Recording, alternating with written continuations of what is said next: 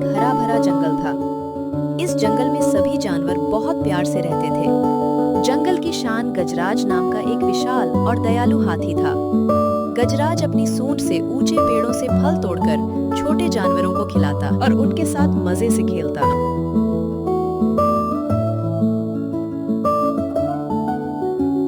लेकिन एक रात जंगल में कुछ बहुत भयानक हुआ। जब सुबह जानवर सोकर उठे तो उन्होंने देखा कि जंगल के एक हिस्से में बहुत सारे पेड़ उखड़े पड़े हैं और सबसे डरावनी बात ये थी कि मिट्टी पर विशालकाय पैरों के निशान छपे थे जो हूबहू किसी हाथी के लग रहे थे। शेर सिंह वहां पहुंचा। उसने पैरों के निशान देखकर कहा, ये तो किसी बहुत बड़े हाथी का काम लगता है, लेकिन हमारे जंगल में तो गजराज के अलावा कोई और हाथी नहीं है। तभी शेर सिंह ने हाथी से पूछताछ के लिए अगले दिन सभा बुलवाया। अगले दिन सभा लगी। कालिया नाम का एक गीदड़ भी वहां आया। कालिया बहुत ही लालची और चालाक था। वो जोर जोर से चिल्लाने लगा, महाराज, मैंने कल रात गजराज को अजीब तरह से चिंघारते हुए सुना था। वह पागल हो गया है। दिन में वह दयालु बनने का नाटक करता है और रात में हमारे जंगल को उजाड़ रहा है। गजराज रोते हुए बोला, महाराज, मैंने कुछ नहीं किया है। मैं तो रात भर अपनी गुफा के पास सो रहा था। लेकिन कालिया ने जानवरों को भड़काना शुरू कर दिया। अगर गजराज ने कुछ नहीं किया तो ये पैरों के निशान किसके हैं? अगर वो पागल होकर हम पर हमला कर दे तो? डर के मारे सभी जानवरों ने गजराज का बहिष्कार कर दिया। शेर सिंह ने आदेश दिया कि जब तक असली मुजरिम नहीं पकड़ा जाता, गजराज जंगल के दक्षिणी हिस्से में नजरबंद रहेगा। गजराज भारी मन और आंसुओं के साथ वहां से चला गया। जंगल में भानु नाम की एक बेहद चतुर और जासूस लोमड़ी रहती थी। साथ ही साथ वो हाथी की दोस्त भी थी। उसे कालिया गीदड़ की बातों पर बिल्कुल भरोसा नहीं था। भानु रात के समय उस जगह पर गई जहां पेड़ टूटे थे। उसने वहां बहुत बारीकी से जांच की। भानु ने कुछ चौंकाने वाली बातें नोटिस की। पहला सबूत, पैरों के निशान बहुत बड़े तो थे, लेकिन वे मिट्टी में उतने गहरे नहीं धंसे थे जितना एक भारी हाथी के पैरों से धंसने चाहिए। दूसरा सबूत, जो पेड़ टूटे थे उनकी जड़ों पर दांतों से कुतरने के निशान थे, सूंड से उखाड़ने के नहीं। तीसरा सबूत, निशानों के साथ साथ मिट्टी में एक लकीर खिंची थी, जैसे कोई भारी चीज घसीट कर ले जा रहा हो।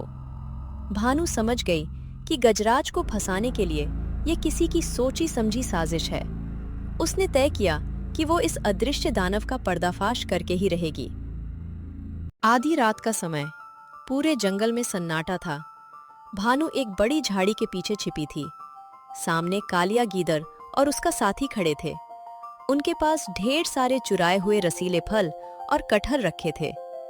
कालिया के हाथ में लकड़ी का एक बहुत बड़ा और भारी ठप्पा था, जिसके नीचे हाथी के पैर का डिजाइन बना था, और गीदड़ रात भर जंगल में हर जगह ये सब कर था। भानु लोमड़ी भी उसकी हरकतों पे नजर रखे हुए थी। कालिया भाई, ये लकड़ी का ठप्पा बहुत भारी है। इसे बार बार जमीन पर पटक कर मेरे हाथ दर्द करने लगे हैं। मूर्ख, इसी ठप्पे से तो मैं कीचड़ में हाथी के पैरों के निशान बनाता हूँ। थोड़ा और जोर लगाओ। पर कालिया भाई, हम ये हाथी के निशान क्यों बना रहे हैं?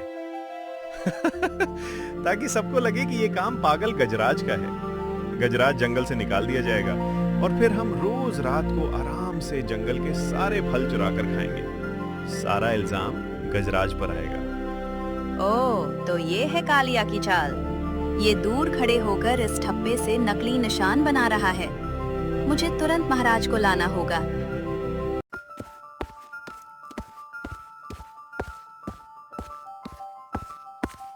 महाराज, जागिए महाराज, अनर्थ हो रहा है। असली मुजरिम हाथी नहीं, कोई और है। क्या बकवास कर रही हो भानु? आधी रात को मेरी नींद खराब करने का क्या मतलब है? अगर वो गजराज नहीं है तो वो विशाल पैरों के निशान किसके हैं? महाराज, मैं तो कल से ही कह रहा था कि मैं निर्दोष हूँ, पर वो कौन है जो मेरे नाम पर पूरे जंगल को डरा रहा है? महाराज, वो कोई विशाल दानव नहीं है, बल्कि वो है जिसने सबसे पहले आकर गजराज भाई पर शक पैदा किया था। वो सिर्फ एक लकड़ी के ठप्पे से हम सबको बेवकूफ बना रहा है। क्या? लकड़ी का ठप्पा? भानु, अगर तेरी बात में जरा सा भी झूठ हुआ तो मुझसे बुरा कोई नहीं होगा। महाराज, आप बस मेरे साथ बिना कोई आवाज किए चलिए। आज मैं आपको उस अदृश्य हाथी के दर्शन करवाती हूँ। शेर सिंह, गजराज और भानु दबे पांव वापस उसी जगह पहुंचे। वे झाड़ियों के पीछे छिप गए। कालिया अभी भी ठप्पे से जमीन पर निशान बना रहा था और फलों के मजे ले रहा था। ध्यान से देखिए महाराज, यही है वो लकड़ी का ठप्पा। आज के फल तो बड़े मीठे हैं। बड़ा मजा आ रहा है उस मोटे गजराज को बेवकूफ बनाकर। कल तो मैं शेर सिंह के सामने रोने का ऐसा नाटक करूंगा कि वो गजराज को फांसी ही दे देगा। गद्दार कालिया! अचानक शेर की दहाड़ सुनकर कालिया के होश उड़ जाते हैं।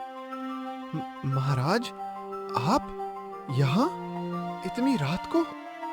तो मेरी जगह हथियाने और इन मीठे फलों की चोरी के लिए तूने इतना नीच काम किया, मुझे पूरे जंगल की नजरों में गिरा दिया। मुझे माफ कर दीजिए महाराज, मुझे माफ कर दीजिए। मुझे इन मीठे फलों का लालच आ गया था। मुझे लगा गजराज के नाम पर कोई मुझ पर शक नहीं करेगा। मैं अंधा हो गया था लालच में। चुप कर गद्दार! अपनी ईर्ष्या और चोरी के लिए तूने एक बेगुनाह पर कलंक लगाया और मेरे कानून का मजाक उड़ाया। तेरी इस गद्दारी की कोई माफी नहीं है। आज से तुझे और तेरे साथियों को इस जंगल से हमेशा के लिए निकाला जाता है।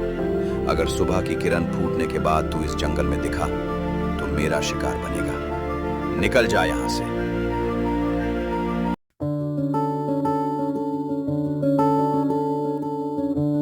कालिया और उसका साथी रोते हुए अपनी जान बचाकर वहां से भाग जाते हैं। शेर सिंह ने गजराज से माफी मांगी और सभी जानवरों ने चतुर भानु की जय जयकार की।